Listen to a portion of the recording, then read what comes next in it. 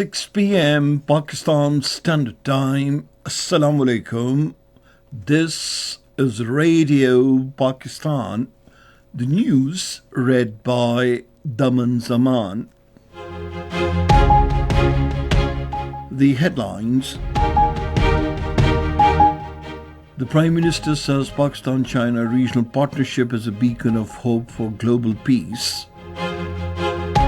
The Finance Minister has said the government is making all-out efforts to achieve financial stability. The Interior Minister has announced to establish passport counters at NADRA offices in different cities. The All Parties Hurriyat Conference has called upon the United Nations to play its role in resolving the Kashmir dispute in line with the Security Council resolutions. 5 Palestinian journalists have been martyred in Israeli attack on their vehicle in Gaza. The first cricket test match of the 2-match series between Pakistan and South Africa is underway at Centurion. And now the news in detail. Prime Minister Shahbaz Sharif says Pakistan-China regional partnership is an anchor of regional stability and a beacon of hope for global peace in times of challenging global circumstances. He was addressing a ceremony to unveil statues of the Quaid-e-Azam Muhammad Ali Jinnah and the Chinese revolutionary leader and former chairman of the Communist Party of China, Mao Zedong, in Islamabad today. The statues were presented to the Prime Minister by the Chinese master sculptor Yuan Shikun on the birth anniversaries of the Quaid-e-Azam Muhammad Ali Jinnah and Mao Zedong falling sequentially on 25th and 26th of December. Speaking on the occasion, the Prime Minister said Pakistan-China, always a strategic partnership, is touching new horizons with the cooperation ranging from defence and defence production to the fields of agriculture. He said Pakistani students are going to China early next year for advanced studies in agriculture, and they will serve as a bridge between Beijing and Islamabad, giving a new boost to our friendship. He said this gift of statues will always symbolize the unshakable bond between Pakistan and China. The Finance Minister Mohammad Aurangzeb says the government is making all-out efforts to achieve financial stability. He was addressing a news conference alongside the Minister for Information and Broadcasting Ataullah Tarar and the Minister of State for Finance Ali Parvez Malik in Islamabad today. The Finance Minister said taxation reforms have a key role in fiscal stability. He said the country has been languishing between 9 to 10% in terms of tax to GDP ratio, but we have set a target of 13.5% for the next 3 years to improve the standing. Mohammad Aurangzeb said digitalization of Federal Board of Revenue is aimed at enhancing transparency.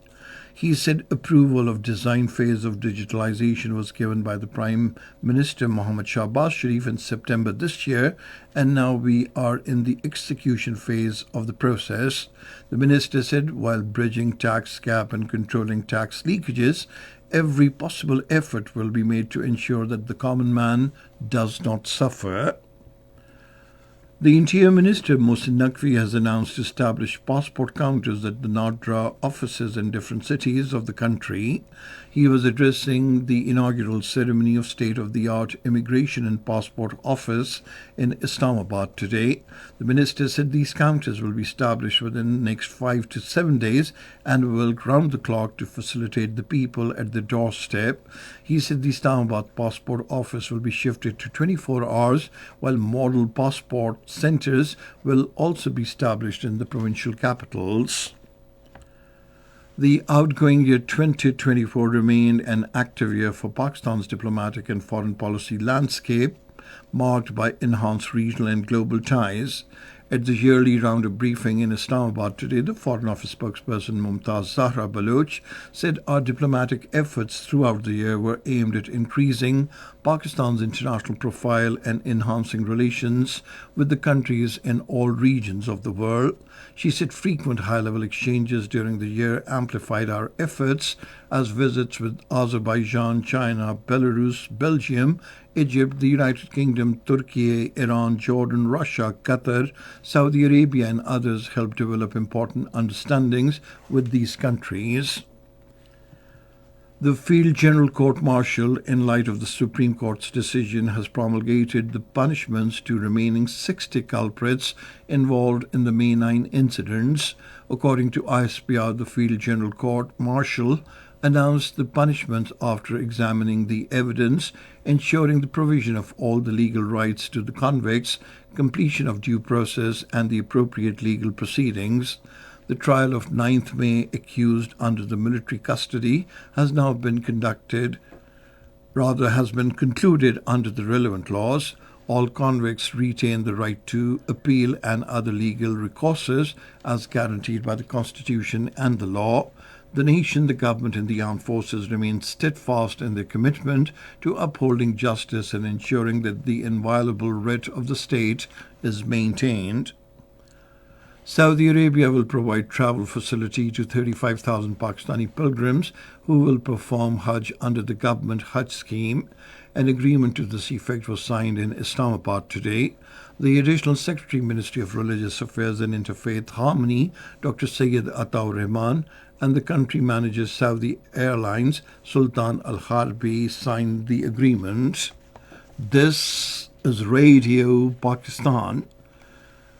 In the Indian illegally occupied Jammu and Kashmir, the All Parties Hurriyat Conference has said the Bharatiya Janata Party-led Hindutva Indian government is trying to mislead the international community through its false narrative that the situation in the occupied territory is normal. According to Kashmir Media Service, the All Parties Hurriyat Conference spokesperson, Advocate Abdur Rashid Minhas, said in a statement in Srinagar that India is distorting the truth and facts to promote its baseless narrative. He said the ground situation in Jammu and Kashmir belies the false Indian narrative that the situation in the occupied territory is normal, and the Indian claim that the situation is peaceful is nothing but a big joke. The spokesperson urged the United Nations to take notice of the ongoing Indian crackdowns in the occupied territory and play its role in resolving the Kashmir dispute in accordance with its relevant resolutions. Meanwhile, the Indian forces are continuing their violent cordon and search operations in various areas of Kishtwar, Poonch, Rajouri, Udhampur, Kupwara, Baramulla, Bandipora, and other districts. The Indian forces enter houses and severely harass the residents, including women and children, and vandalize household items. The occupation troops force the people to stay outside their homes for hours in the cold. The sole purpose of these brutal actions by the Indian forces is to punish the Kashmiris for challenging the illegal Indian occupation. 5 journalists have been martyred in an Israeli attack on their vehicle in the central Nuseirat refugee camp in Gaza. Meanwhile, according to the doctors, 3 Palestinian babies have died of hypothermia in a displacement camp in southern Gaza as temperatures plummet and Israel's blockade on food, water, and essential winter supplies continues. Israel's war on Gaza has martyred at least 45,361 Palestinians since October 7 last year. The United Nations peacekeeping force in Lebanon, UNIFIL, has called for a timely Israeli withdrawal from South Lebanon.